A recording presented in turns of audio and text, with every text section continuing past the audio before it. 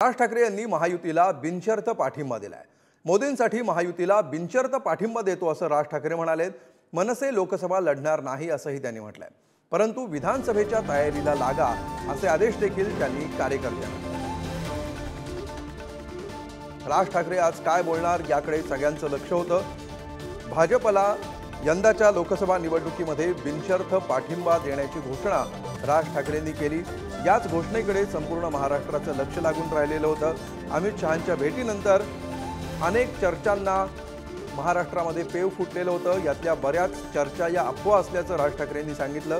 मात्र भाजपला आणि पंतप्रधान मोदींना पुन्हा एकदा पंतप्रधान करण्यासाठी आपण या निवडणुकीत साथ देत असल्याचं त्यांनी जाहीर केलं।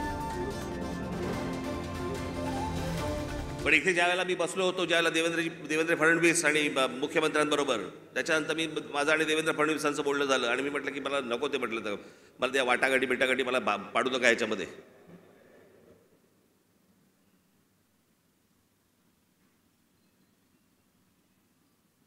मी म्हटलं तुम्हाला मी आज सांगतो, म्हटलं त्या राज्यसभाही नको आणि ती विधान परिषदही नको।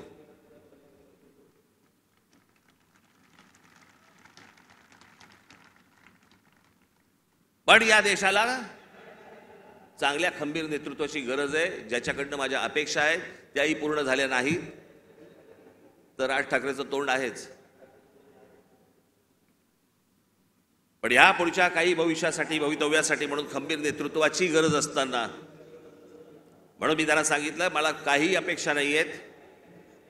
महाराष्ट्र नवनिर्माण सेना, भारतीय जनता पक्ष, शिवसेना आणि एनसीपी, परंतु फक्त नरेंद्र मोदींसाठी बिनशर्त पाठिंबा देत आहे, हे मी आज आपल्या समोर सगळ्यांसमोर जाहीर करतो। पुढच्या बातमीकडे जाऊया। बारामतीमध्ये पवार विरुद्ध पवार असा राजकीय संघर्ष पेटतोय, तर पवार कुटुंबातच आरोप प्रत्यारोप होताना दिसत आहे। आजच्या बारामतीतल्या सभेमध्ये अजित पवारांनी भावकीवर आक्रमक अशी टीका करत सुनेत्रा पवारांना निवडून द्यायचं आवाहन केलं। लेकीला निवडून दिलं, आता सुनेला निवडून द्या असं ते म्हणाले। तर भावकीला देखील त्यांनी दम दिला। आणि मी तुम्हाला सांगतो, मी अजून पण फार तोलून मापून बोलतो। एकदा जर मी तोंड उघडलं ना, ह्याच्यातल्या कित्येक लोकांना फिरता येणार नाही, फिरता तोंड दाखवता येणार नाही। जाहीर माझा त्यांना सांगायचं आहे। उगीच मी गप्पा बसलो म्हणजे फार वळवळ करता काय? अजून काही जण कधी माझ्या निवडणुकीत कधी माझी भावंड फिरली नाही राव, आता गर्रा गर्रा गर्रा फिरायला लागली, पायाला भिंगरी बांधल्यासारखं।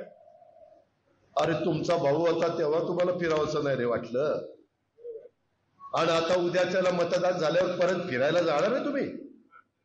तिथं परत अजित पवार आणि अजित पवारचेच कार्यकर्ते, दुसरं कुणी येणार नाही। हे नुसतं अवघडकेच आहे।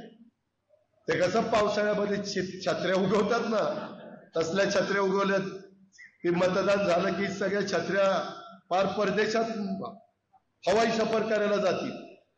की 3 वेळेला खासदारकीला, 91ला खासदारकीला लेकाला निवडून दिलं म्हणजे मला, नंतर वडिलांना निवडून दिलं म्हणजे साहेबांना, नंतर लेकीला निवडून दिलं 3 वेळेला म्हणजे सुप्रियाला, आता सुनेला निवडून द्या। सगळी फिकामफाट। जवळपास 90% पेक्षा जास्त कामं ही मी स्वतः केलेली आहेत किंवा 100% केलेली आहे।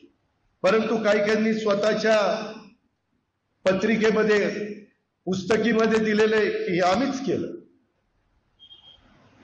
आत्ताच्या विद्यमान खासदारांचं पुस्तक बघायला मिळालं, त्याच्यामध्ये नगरपालिकेचं इमारत, त्याला पैसा सगळा दिलाय मी।